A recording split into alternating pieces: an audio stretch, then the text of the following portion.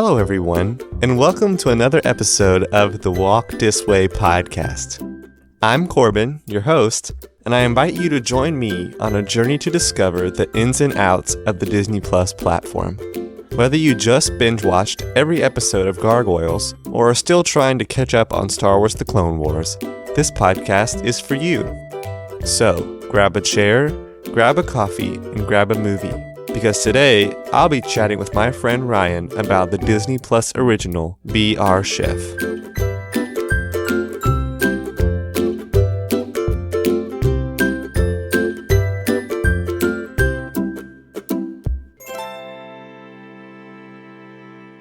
So June 2020 was a pretty big month for Disney Plus, both for better and for worse. In June, I trudged my way through Artemis Fowl, but I was later treated with the great Into the Unknown docuseries about Frozen 2. But one show that has slipped through the cracks of the Disney Plus release schedule is Be Our Chef, which just wrapped up its first season on June 5th. In case you haven't heard of Be Our Chef, it's a cooking show that pits families against one another to create tasty and creative Disney dishes. In order to have a great discussion about Season 1 of Be Our Chef, I've enlisted the help of my longtime friend Ryan as we share our thoughts on Be Our Chef and see what the future may hold for the show on Disney+. Let's jump straight into the conversation. Hi Ryan, and welcome to the Walk This Way podcast. We usually start off with a brief introduction, and I have a few Disney-related questions for you.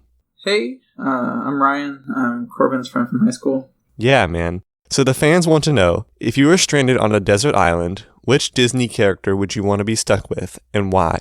If I was stranded on a desert island, I would say Eva from the Pixar movie WALL-E, because she can probably use solar power to get the power herself, and then she can filter out the water, because she should be state-of-the-art enough to do so. And if I actually want to get off the island, I think she'd be the best option. If not, Genie, because Genie's free now. So I feel like you can at least make it nice for us until, we can get help or we can just get ourselves off. Those are all great choices. For me, it's so hard to pick. I mean, if I wanted to leave, I'd need Moana to help me sail away. If I wanted to stay, though, I'd love to have a conversation with Belle and hang out with her for a little bit. And if we could bring a Marvel superhero, I'm pretty sure that Iron Man, Thor, or Doctor Strange could easily get me off the island.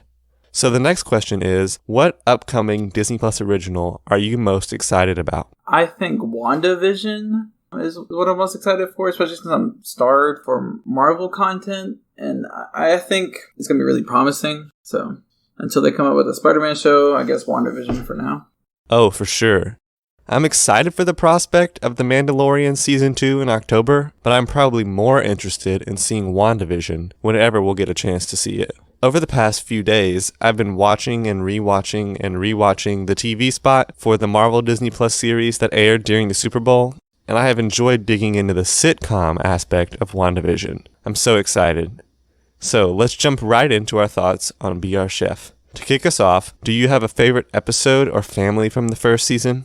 My favorite episode from the season was probably the last episode because they cooked a dish from my favorite Disney movie, Aladdin, which is the baklava. And I'm glad that they won because Aladdin is the best Disney movie.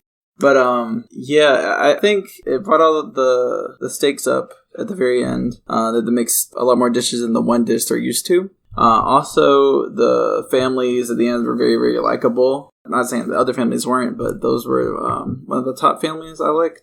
Yeah, the final episode, finally you get the last tier of the reward for the golden spoon, where they get to choose the option. I wish they didn't save it for last. Maybe did it earlier in the season, but I see what they were going for there. Comparatively, those families had the most amount of skill and the most amount of chemistry. My favorite family had to be the Platt family, just because the youngest of the family used cooking to deal with his seizures. I know, because they were very worried about that, and now he has the drive to do something when he gets older because he has cooking. Yeah, I think the Platt family had some pretty interesting characters. The mom was cool, the dad was funny, but definitely that story about the little boy with the seizures had me for that family. Second off to that family is like the Merrill family. I like the two little girls. They were adorable. Dad was nice. Mom was funny too. But yeah, Merrill family was a second tier. And then I would put the Robbins family in third. But yeah, my favorite family is the Platt family. I totally agree. My favorite episode is also the finale. Like you mentioned, I love the way that the episode raised the stakes, with more dishes for each family to make, and I loved having the eliminated families come in to taste test the dishes. For me, I have no second thoughts. I loved the Robbins family. I don't want to give away exactly how they did this season, but their daughter Olivia was just so stinking cute. She helped the family mix a few things, but other than that, she was just getting to have fun and color and play around in the kitchen. I listened to an interview actually from Angela Kinsey on the D23 Inside Disney podcast, which Disney, if you're listening, I would love to be featured, wink wink. And Angela mentioned that she would just get to hang out with Olivia all the time, and that was a great story to hear. Let's take a look at it from a different perspective. We've both watched plenty of cooking shows in the past, so how does Be Our Chef fit in as a more family-oriented cooking show? The show overall was well executed given the other shows in the field, in the market.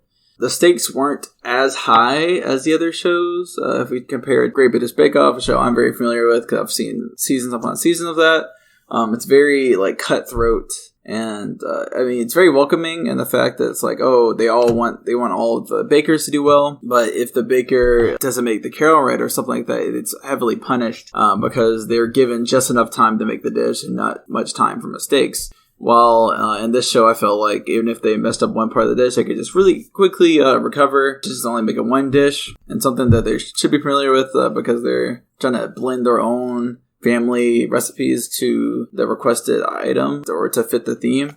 The show didn't really feel as high stakes. It just felt like a family show that you could just go, just watch it with all your family members and just like feel relatable to the contestants, since you can do that same thing with your family. But I think the greatest difference is the host used in Be Our Chef. Right, and trust me, we'll be getting to the host in just a second. But I wanted to touch back on the comparison between Be Our Chef and some other cooking shows. I haven't been an avid fan of MasterChef Junior for any length of time, but I had a chance last week to watch some of that show while it was on TV. In MasterChef, the stakes seemed much higher, and the kids were always eager to see their competitors go down. Like you mentioned in Be Our Chef, the atmosphere, on the other hand, was much more chill, and there was an emphasis on having fun and cooking as a family. So from a family-oriented perspective, this show is fun for the whole family, but I think that it is definitely more geared toward children. Overall, though, I think that Be Our Chef had a lot of positive aspects going for it. Some things that this show did pretty well was, having the Disney chefs. You actually had to see behind the scenes of like the top level of pastry chefs and the regular food chefs on the Disney properties. So I thought that was a cool insight and added like a cool factor towards the end of the episodes. The garden games was pretty enjoyable. Took a break from, just cooking to, a little bit of fun. And then sometimes you saw characters, definitely saw Angela Kinsley, kind of silly. I liked when they had Mickey come in and, play like another family member, so it wasn't just her by herself. And I also like seeing that they got to meet the characters in the parks, so they had inspiration for the dishes. And I liked how they incorporated their talks with the Disney characters to get a good handle of what they're going to make as their dish. Overall, I think it should have been very apparent what the exact scoring was. I know it's like, each family gets a point if they win, but randomly the garden games seemed like it mattered. I know there was like basically a 3-way tie at the end, and then there's like, this family won the most garden games, but I feel like that should have been more apparent if that was a stake in the end. And then also like ingredients were a bit too accessible. If they had limited ingredient, that would just add a little bit of stakes to it. I know they want to make sure the family's at the best position in the competition, but I think it would add a little bit of a nuance to the second season at least, to have it like a shared pool of ingredients, and then so it can bolster creativity and you're working as a family to make a good dish.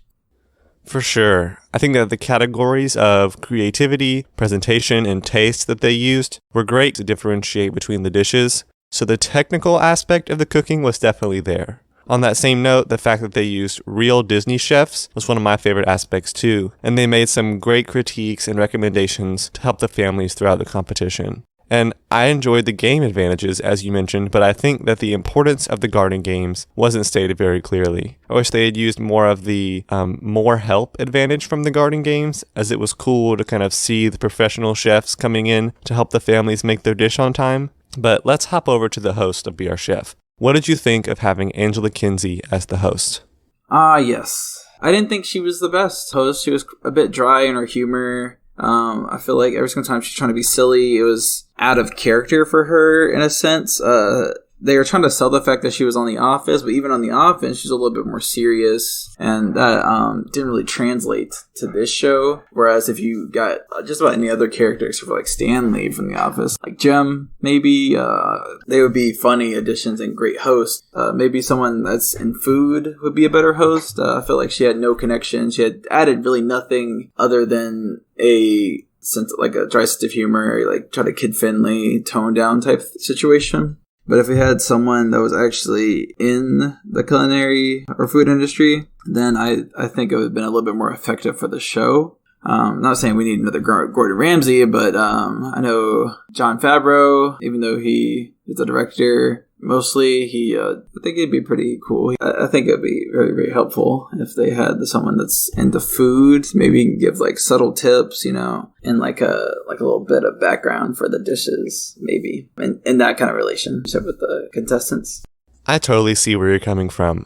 And I agree that Angela Kinsey fits better in her more serious, darker comedy role from The Office. While her humor in this show felt more canned and fake, she did work well with the kids and families. This was most obvious with the Robbins family, as she would pretty much just hang out with the 4-year-old Olivia from time to time. I think that her hosting style was most obvious in the first episode of the series, as both of the families competing had very young children. Her peppy announcer voice was later balanced when some of the older competitors came in, but the first episode felt very much like a kid's show.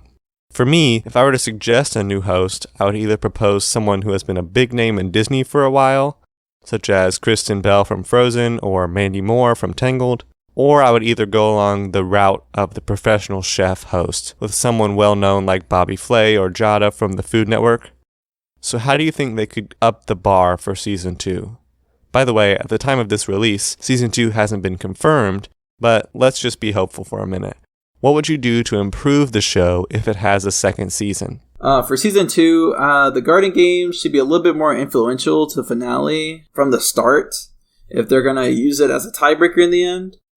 I'm not sure what the prizes would be. I know a lot of people are against cruises right now because of COVID, and I think that's going to change once it's lessened, so to speak.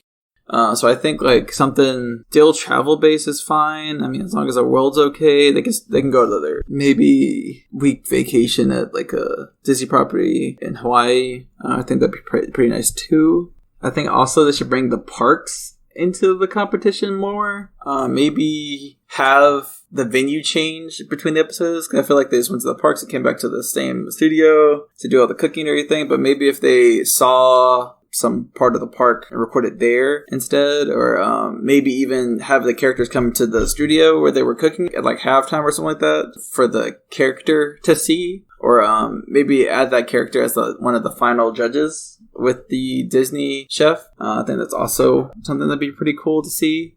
But yeah, I think definitely they need to add another host or change the host to make the second season a little bit more effective. For me, I have a few things that they could do to improve Season 2. Some big stuff and a few nitpicky items. I wish we had more views of the countdown, as we never really knew how much time they had left. I think they maybe mentioned the 30-minute mark and the 5-minute mark, but the cooking never felt down to the wire in terms of the 60-minute time limit. Maybe it was, but more shots of the clock would help us to keep track of where the contestants are in making their dishes. Along that note, an ingredients list at the beginning would help me, at least, to remember which dishes each group was making. I think that the cruise prize was great for this season, but a COVID-friendly prize for the whole family may be more difficult. I'm thinking maybe a cash prize and a certain amount towards charity, but I don't really know. I think that giving the families a more one-on-one interaction with the chefs at the park would also be a nice touch. Like we talked about, the garden game aspect could have been better explained, and I wonder if they would have put more emphasis on the garden games if one family was eliminated after each round. That technique would definitely raise the stakes for the competition, but it may make it more difficult for families to do well in the competition. And I've got to mention one nitpicky thing. There was a quick change shot that was in almost every episode as they tried to time the beat of the music to the outfit change for the families, and it wasn't my favorite, just saying. But if you were to provide a score from 1 to 10 to rate the entire first season of Be Our Chef, what would you say? Overall, I give the series a 7 out of 10 because it was very family friendly. It was very wholesome, very enjoyable. Tuned in every week. I was like, oh, this is a Friday, Be Your Chef's in the episode. I was looking forward to watching it, even if I don't like Angela Kinsley so much. But yeah, 7 out of 10 because the organizations, I feel like it could have been a little more influential if they had the chefs come in to see the families more instead of just being the final judge, just like a judge they haven't really met before. So I feel like the relationship wasn't there. Even when the chef gave feedback, it was just like, oh, it's because they're a chef, not because you know them type situation. Just, like, oh, you could do this better. And if they built that relationship while they were cooking the dishes. But I think it would be pretty interesting if they either had the chefs or the characters come around, just be there while they're cooking. So they have a little bit more connection to the Disney themes that they're trying to create. That's crazy. I gave this season a 7.0 in my notes too. I think that this season needed a little bit less kid-only material, but it became more enjoyable by the end as you got to know the families more. I think the actual cooking and judging aspect was great, but like you said, there were a few organizational changes that would need to be made in order to raise my score a little bit. Thanks so much, man, for chatting with me about Be Our Chef. It was great getting to hang out for a little while. Thanks for having me, Corbin. It was really fun coming on and talking about the show. Hopefully you'll bring me on for another one. But overall, it was pretty fun watching a series and critiquing it. Well, there you have it. I hope you enjoyed getting to hear some of our thoughts on the first season of Be Our Chef. Have you been binge watching any Disney Plus shows over the summer? Send me an email at thewdwpodcast@gmail.com to tell me your story. To stay updated with all of the great things happening with the Walk This Way podcast, be sure to follow us on Instagram at the WDW Podcast, like our page on iTunes and Spotify, and subscribe to our YouTube channel. Plus, for even more exclusive interviews, movie reviews, and other Disney content, be sure to follow the Walk This Way blog at walkdisway.home.blog. As always, thanks for joining me on today's episode, and tune in next time for more Disney magic. See ya!